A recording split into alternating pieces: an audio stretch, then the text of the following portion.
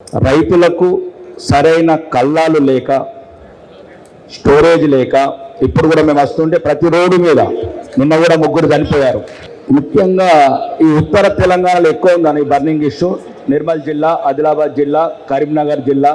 గౌరవనీయమైన రైతు నాయకుడు తుమ్మల నాగేశ్వరరావు అంటే చాలా అభిమానం. ఎప్పుడు రైతుల తరఫున రైతుల గురించి ఆలోచించే నాయకుడు. మీరు సీనియర్ నాయకులు అన్న, ఇప్పుడు పోచారం శ్రీనివాసరెడ్డి గారు చెప్పినట్లు 30-40 ఏళ్ళ నుంచి రాజకీయాలలో ఉన్నారు. ఏదో కనుగొనండి అన్న.